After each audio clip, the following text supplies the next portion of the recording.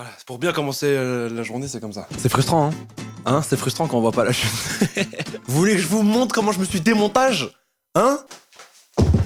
On va crever cet abcès tout de suite avant de commencer. Ce micro est horrible, je le sais, c'est tout ce que j'avais sous la main. C'est le pire micro d'Europe orientale.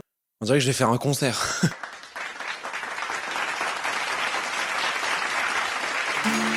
Depuis le temps que je patiente dans cette chambre noire, j'attends qu'on s'amuse et qu'on chante au bout du couloir.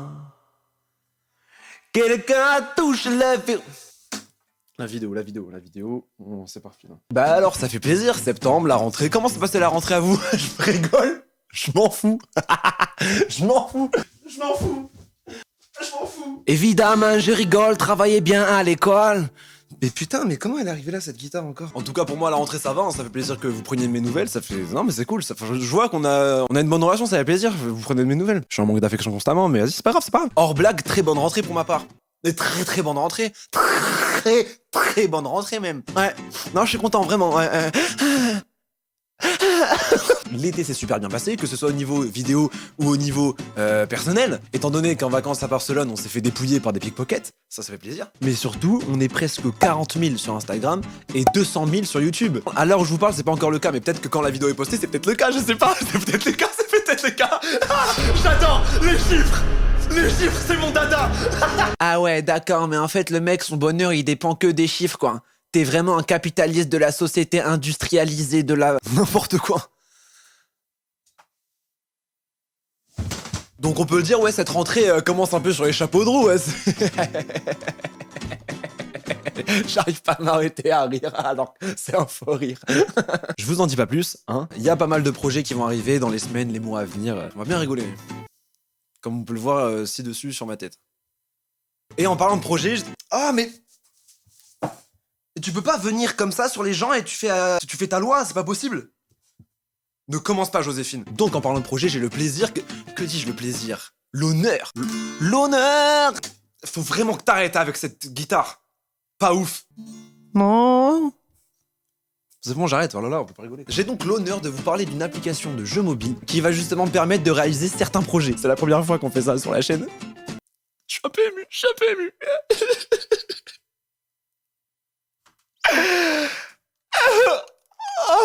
Et ce jeu, c'est ni plus ni moins que...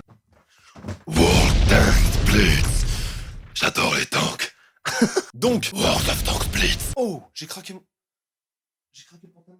Oh merde. Qu'est-ce que c'est? C'est un jeu MMO d'action, donc MMO multijoueur. Là, c'est mon crew, c'est mon gang. Corentin, Mathias, Gilbert, Montagnier. Donc plusieurs joueurs qui font du coup de l'action ensemble. Moi, je suis vu là. Il m'a l'air sûr de lui. Bam! Bouh! J'ai toutes mes vies. Où t'as plusieurs plateformes et gratuit. Ça veut dire tu payes pas. Mais ça c'est super ça. Et ce jeu c'est quoi? C'est du combat acharné.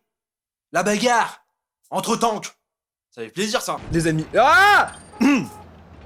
Gardez votre sang-froid quand vous jouez, c'est très important. D'accord, ok, donc moi seul face à toute l'équipe, yes, non, c'est nickel. Mais surtout, c'est un jeu ludique déjà, c'est hyper amusant, surtout quand tu joues avec tes potes. Après, tu peux ne pas jouer avec tes potes, c'est pas grave, si t'as pas de potes, tu peux être un tank. Tout le monde peut devenir un tank. Mais moi, surtout, ce que j'aime bien, parce que j'adore parler de moi, c'est que le jeu reste réaliste, avec les modèles des tanks, avec le fait qu'il y ait les vrais contextes historiques, genre. Mais ça sort un peu quand même des règles de la réalité, genre, dans le sens où t'es vraiment engagé dans le combat de tank, genre. Toi, tu deviens le tank. Et le truc, c'est que t'as pas d'excuses. Tu peux pas dire, ouais, mais moi, j'ai pas trouvé mon tank. Il y a plus de 350 véhicules blindés, d'accord? Il y a des vrais chars historiques de l'histoire. Historique du coup. Mais il y a aussi des tanks issus de jeux vidéo, comme dans Valkyria Chronicles, ou même des films comme Mad Max. Donc tout le monde peut trouver son tank. Donc World of Tanks Blitz c'est une arène. On est là pour en découdre, on n'est pas là pour chipoter, ok? Mon équipe s'il vous plaît. Je tire n'importe où. Donc une arène pour les nations du monde, ok? Donc t'as plus de moyens de gagner, plus de stratégie, et plus de chances de trouver le tank qui te convient. Y a pas d'excuse, Maximilien. Et depuis le 18 septembre, il y a une nouvelle branche européenne qui est arrivée dans le jeu. C'est la Blitz Unit, tu vois. Eux, c'est un peu les expandables des tanks. Et donc t'as 10 nouveaux chars de Finlande, Pologne, Suède, Italie, avec des petites pizzas dans les tanks. C'est pas marrant? Ok. Donc allez télécharger World of Tanks Blitz en cliquant sur le lien qui est dans la description. Télécharge-le via mon lien. Déjà parce qu'en faisant ça, vous soutenez ma chaîne et moi. Et ça fait plaisir. Mais surtout parce que si vous téléchargez via mon lien, vous avez un compte premium pendant une semaine. Et en plus, vous avez un tank T1E6. Et ça, c'est pas négligeable, hein, tant que t'es un E6, ok? Et si on parlait maintenant de moi, parce que j'adore tout ce qui touche à moi. Ou plutôt de deux choses qui se sont passées dans ma vie assez gênantes. On attaque donc... Ah! La première histoire. Père Castor, raconte-nous une histoire. Ok, on pose le contexte. Mais pourquoi je fais fort comme ça? J'ai beaucoup trop d'agressivité. Non, on pose le contexte très vite parce qu'une histoire, quand tu la sors du contexte, ça peut tout de suite paraître pour n'importe quoi. Et vous allez voir que cette histoire, même avec un contexte, c'est vraiment n'importe quoi pour le coup. Donc j'ai à peu près 7-8 ans, tu vois. Je suis un petit garçon, tout à fait innocent, un peu con. Un peu con. Par exemple, à cette époque-là, pour Noël, à mes parents, j'avais demandé un tiroir.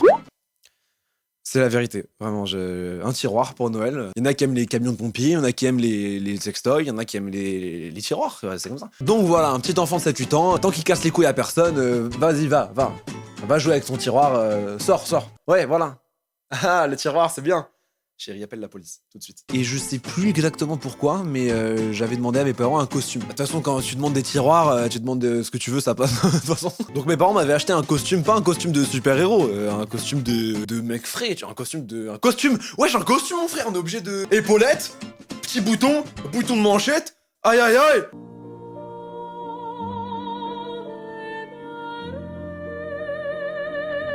Donc le petit con, il a son costume et il est content. Voilà, sors avec le costume, sors. Sors bien. Dégage de notre vie. T'es adopté, d'accord? Et depuis que je suis petit, c'est comme ça, même aujourd'hui. Hein. En tant qu'adulte responsable et mature et vraiment beau gosse abusé, bah en fait, dès que j'ai des nouveaux vêtements, je les mets instantanément. Mais vraiment, genre direct, genre je veux les porter tout de suite. Et le plus longtemps possible, jusqu'à que je sente le bouquetin. Genre la dernière fois je suis allé à H&M, j'ai acheté un jean, et ben j'ai fait un caprice à la caissière pour que je garde le jean pour qu'elle enlève l'antivol. Du coup 19,90€ s'il vous plaît, du coup monsieur faut peut-être enlever le jean pour que je le passe à la machine. Non, regarde l'antivol il est là, et il y a le code barre ici. Là, vas-y, passe le jean. Donc tu vois maintenant j'ai mon petit costume, tac je me sens frais. Moi dans ma tête à cet âge-là, quand t'as un costume ça veut dire que t'es un adulte, quelqu'un qui parle un peu comme ça. Théodore! As-tu fini ton dîner? Non? Bah va bien te faire foutre, Théodore. Ton nom de merde, là. Donc j'ai 8 ans, mais dans ma tête j'en ai 48. Même avec mes parents j'étais hautain, ma mère elle venait me parler. C'est Jean mon choupinoupiné que j'aime adopter mais on t'aime quand même.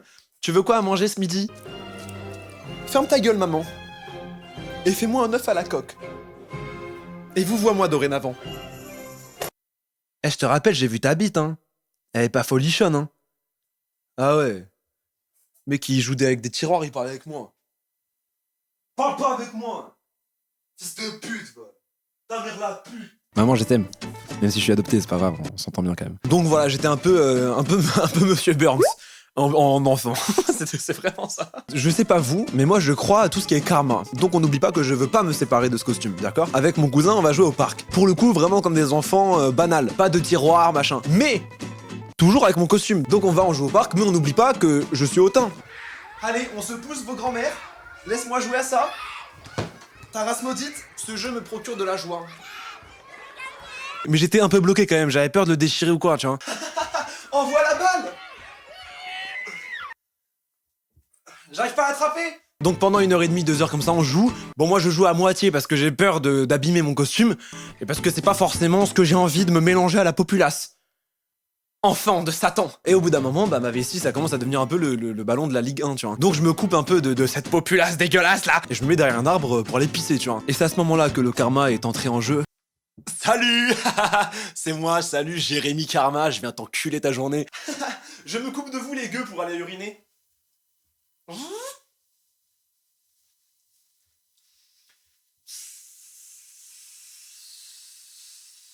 Et tu sais, quand tu pisses, bah t'as des gaz un peu. Ouais, tu pètes, frère, vas-y, c'est bon. Wesh. Donc moi, je vois pas de mal à ça. Je me dis, allez, je vais le tenter, quitte à me soulager, autant me soulager à fond. Tu vois le truc venir ou pas hein? Déjà d'une, j'ai été surpris par le bruit que ça a fait. Et ensuite, comment vous dire? Quand tu pètes et que la chaleur elle s'en va pas au bout de quelques secondes et que tu sens que la chaleur elle coule sur ta cuisse, tu te doutes de ce qui vient de se passer. Mais moi j'étais dans le déni, je me suis dit non, il faut pas que ça se soit passé ça. Donc au début je me dis non, j'ai juste pété fort. Bah ouais, ça arrive. Non, non, non, non, non, non, non, non, non, non, non, non. On rentre à la maison. On rentre à la maison, merde. Donc mon cousin il comprend pas pourquoi je veux rentrer si vite à la maison. Et le truc c'est que la maison elle était un peu loin du parc, il y avait bien une vingtaine de minutes de marche, tu vois. Et au bout d'un moment mon cousin il s'est douté de quelque chose. Parce que je marchais comme ça en fait jusqu'à la maison. Bah avance, je te rejoins là. Je prends de l'élan là, j'arrive. Et voilà, tout le monde le sait, je viens de me chier dessus. Je viens de chier une diarrhée sur moi. À aucun moment de la semaine, à aucun moment d'avant, j'avais la diarrhée ou quoi que ce soit. Jérémy Karma, enchanté. Enchanté. Je voulais juste un peu péter. Pourquoi forcément me chier dessus comme ça? Et du coup, entre mon cousin et moi, s'entament les négociations, tu vois. Écoute, s'il te plaît, ne raconte à personne que je viens de me chier dessus. Si tu le fais pas pour moi, fais-le pour mon anus. Ok. Ouais non, les négociations étaient pas si compliquées en fait, j'abusais de ouf. J'aime bien abuser des fois sur des trucs. Donc à partir de ce moment-là, pour moi, mon plan d'attaque, c'est quoi? Je rentre dans la maison familiale en adoptant une démarche tout à fait normale, quitte à ce que le caca coule dans mes chevilles. Je monte aux toilettes instantanément, montant les marches 4 par 4, et je me débarrasse de ce foutu costume. Donc dans ma tête, le plan est sans faille. J'arrive devant la porte d'entrée, je prends mon courage à deux mains, et j'y vais.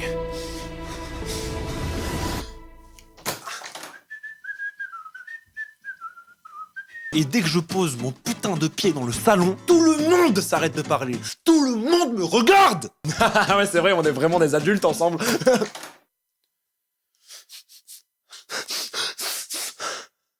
Mais ça pue la merde. Y a quelqu'un qui a laissé les toilettes ouvertes? Qui c'est qui s'est chié dessus là dans la maison là? Et moi, à la vue de toute cette pression psychologique et tous ces regards posés sur moi, j'ai craqué. Ah, mais je me suis chié dessus. Je sais pas pourquoi, j'ai pété, j'ai chié. Maman, j'ai chié sur moi, maman. Mon plan tombe à l'eau.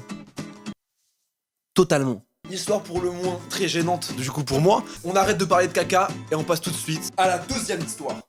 Deux pieds parce que deuxième histoire. Père Castor, raconte une histoire. Alors dans cette deuxième histoire, pour moi, ça va. C'est plus pour un ami à moi que ça va pas de ouf, de ouf. Après, il abuse un peu. Je suis en 4ème et donc j'ai 13 ans. Et 13 ans, c'est pile l'âge dans lequel j'ai commencé à développer une passion pour tout ce qui est le parcours, la cascade, tous ces trucs-là. Donc à 13 ans, mon rêve, c'était d'être cascadeur, d'accord? Et en 4ème, au mois de janvier, dans ma classe, il y a un nouveau qui arrive dans la classe. Comme tous les nouveaux de la Terre, dans toutes les classes du monde, il a fait sa première apparition en classe comme ça. Bonjour.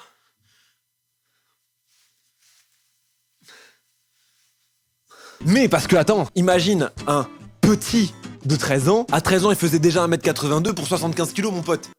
Donc c'est pas... Non, y a rien de normal dans cette histoire. Et donc ce nouvel élève s'appelle Sacha. Et aujourd'hui, Sacha, du coup, depuis des années, c'est mon meilleur ami. My best friend forever. My BFF. Ok? On a très vite accroché, même pas 2 semaines après son arrivée, on était déjà les meilleurs amis du monde. On s'est découvert plein de points communs, j'adorais lui lécher les fesses comme ça.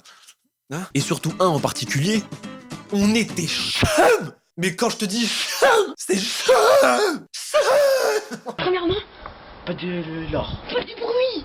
Pas du bruit, j'avoue. Deuxième chose, on prend des choses qui volent De l'or. de l'or, pas du bruit, de l'or. Quand on a tout pris, on rentre chez nous, Ouais, chez si, nous, ouais, chez chez nous. nous. Allez, On habite où déjà? on habite 3ème à gauche. Allez. Désolé Sacha, il est même pas au courant que je fais cette vidéo. En sport, on faisait de l'acro-sport ou l'acro-gym, tu sais, tous les sports en accro qui sont vraiment nuls. Du coup, on s'était mis dans le même groupe avec un autre pote à nous. Et le but, c'était qu'à la fin du trimestre, il fallait qu'on ait rendu une chorégraphie de quelque chose, quoi. Et moi, du coup, comme dans ma tête, j'étais un cascadeur, ce que j'ai fait, c'est que j'ai clairement engrainé Sacha et Lucas. Lucas, c'était le pote qui était avec nous. Lucas, d'ailleurs, si tu passes par là, écoute, donne-moi un peu tes nouvelles, ça fait un petit moment qu'on s'est pas parlé. Elle est devenue quoi, la prof avec qui t'avais fait des trucs dans les toilettes là? Je leur ai dit, on va mettre en place une chorégraphie de bagarre, comme si on se bagarrait avec des cascades et tout. Et moi, je vous apprendrai à faire les cascades. Hein, vous êtes chaud, quoi? Bon, c'est pas ouf, non? C'est pas... L'idée, elle est pas folle. Ok, je prends ça comme un oui, du coup. J'arrive toujours pas à comprendre comment j'ai pu embarquer des potes dans des projets rocambolesques. Ah, c'est le mot. Ils étaient rocambolesques, les projets, à chaque fois. Et on a vraiment créé une chorégraphie de combat, mais je vous jure qu'elle était stylée, sa mère. C'était vraiment crédible. Crédible. Pendant des semaines, on travaille, on répète, je leur apprends à faire les mouvements et tout machin. Parfait. Tout est parfait. Surtout les petites fesses de Sacha, là, comme ça. Là. Arrive la fin du trimestre, le jour où on doit tout montrer à tout le monde. Le jour de gloire, c'est notre moment, c'est nous. Donc on arrive, il y a toute la classe qui nous regarde, et là c'est parti, le show il commence, tu vois.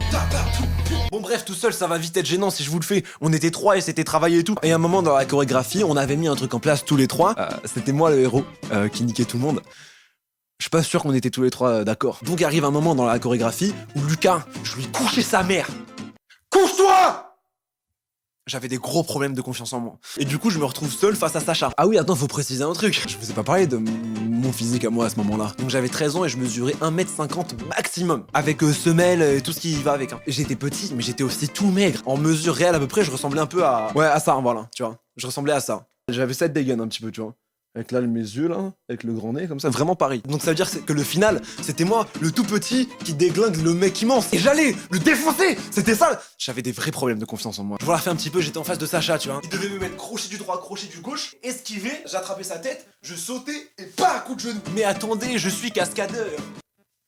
Allez, un petit peu. Je devais sauter, attraper la tête de Sacha. Sa tête, elle devait passer à côté du genou et je tapais dans mon avant-bras comme ça.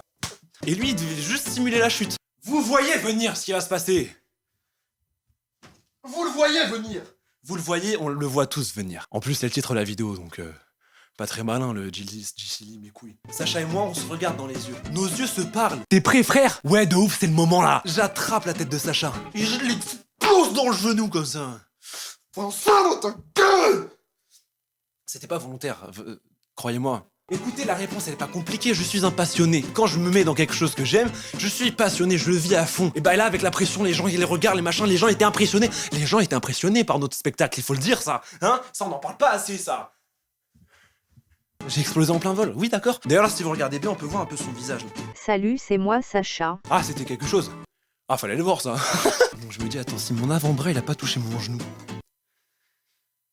Qu'est-ce qui a touché mon genou? Et je regarde Sacha à ce moment-là par terre, et je me dis, mais putain, il a jamais aussi bien joué le truc que maintenant, quoi. Donc Sacha est au sol. Pour l'instant, c'est ce qui était prévu. Lucas et Sacha, ils devaient se relever pour qu'on fasse le final. Donc Lucas, il se relève, mais Sacha, non. Et là, je me dis, hey, il est un peu trop dans son rôle, l'acteur, alors il faut se lever, frère. Sacha ne se lève pas. Il est comme ça.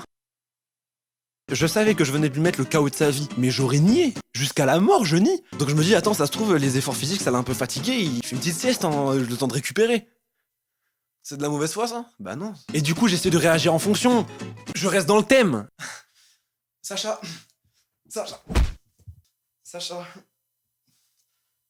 Du coup, je viens vers Sacha, et de moi jusqu'à Sacha, il y avait comme une sorte de petit poussé qui avait laissé des petites traînées de sang, comme ça. Peut-être pour que je retrouve Sacha, parce qu'on sait jamais, on le perd dans le gymnase. Donc, les gouttes de sang m'amènent jusqu'au visage de Sacha. Et là, je vois quelque chose de traumatisant pour un mec de 13 ans. Donc Sacha, bon, il a pas bougé. Je vois une grande mare de sang qui commence à prendre de la place un peu, tu vois. Le mec salit les tatamis. Tu salis les tatamis, Sacha. J'ai 13 ans, je ressemble à une multiprise, je viens de mettre un coup de genou dans le visage de mon meilleur pote, et je vois qu'il bouge plus au sol avec une mare de sang autour de sa tête. Donc je me pose 2 secondes et je me dis, je suis officiellement devenu un criminel. Et à partir de ce moment-là, tout va très vite. C'est-à-dire que toutes les filles de la classe qui étaient là et qui commencent à voir le sang... Du sang. Gwendoline, il y a du sang sur Sacha. La panique, je sais pas trop quoi faire, tout le monde commence un peu à s'agiter, mon cœur il bat à 15 000 km/h. Je le prends, je le relève, du coup j'ai sa tête en face de la mienne comme ça. C'est pas une métaphore, c'est pas une blague. Son nez, il faisait un S, mais genre vraiment un S propre, hein. Le visage en sang, le t-shirt rempli de sang et tout. Et on se regarde et Sacha il fait, oh non, mon t-shirt jaune. Et on commence à rigoler. C'est n'importe quoi. Donc là vraiment tout le monde s'active, Lucas il emmène Sacha à l'infirmerie. L'infirmerie. Bonjour madame l'infirmière, je viens de me faire démonter le visage. Ah oui? Eh ben je vais te donner un petit verre d'eau et une petite tape sur l'épaule pour qu'on reparte de meilleurs poils. Allez. Et moi pendant ce temps-là je suis dans le gymnase, j'essaie de nettoyer le sang que Sacha a mis sur les tatamis. Mais merde! Et dès que je levais la tête, je voyais tout le monde qui me regardait comme ça. Bah quoi, j'ai fait exprès? Vous me jugez tous. Je vous prends un par un moi avec mon genou là, hein. Mais tout est bien qui finit bien, on est restés potes, ça a renforcé nos liens. Et vraiment même avec sa famille, ça du coup depuis ça a toujours accroché de fou. Juste après que du coup ses frères et son père m'aient frappé dans la cave, mais c'était mérité. Ça faisait plaisir, c'était vraiment avec mon cœur. Comme quoi, morale de l'histoire, bah quand vous commencez à devenir vraiment pote avec quelqu'un, pétez-lui le nez, sa grande sœur là. Et bah ça renforcera les liens encore plus. C'est la fin de la vidéo. Comme d'habitude, dites-moi ce que vous en avez pensé en commentaire. Débattez si vous voulez sur mes actes et sur mes pensées et mes paroles. Pardon, je suis désolé. Vous pouvez me juger, oui, ça fait plaisir. Merci à vous d'être aussi nombreux chaque jour, vos messages, tout le soutien que vous m'apportez, il est incroyable. Je sais pas si quand la vidéo elle sort, on a atteint les 200 000 ou pas, mais oh, ça serait trop bien. Oh là là. Merci aussi énormément à World of Tanks Blitz pour la confiance et pour le soutien qu'il donne à la chaîne, etc. C'est vraiment... Eh les gars, si vous regardez, et je sais que vous regardez, tout droit dans mon cœur, jusqu'au pubis. Franchement, téléchargez le jeu avec le lien qui est dans la description, jouez-y, et t'inquiète, j'adore les tanks. On se retrouve très vite, déjà pour balancer cette chaise de merde. Voilà, t'es pas sympa, tu poses ton gros cul sur moi, je dis rien. Et ensuite pour des nouvelles vidéos qui vont vous déchirer le... Désolé. Si tu regardes cette vidéo et que t'es pas encore abonné, c'est pas grave, écoute, j'espère que la chaîne te plaira. Assez... Abonne-toi, mais merde alors! Qui a crié? La bise. À très bientôt. Je vous love. Moi je vous emmerde.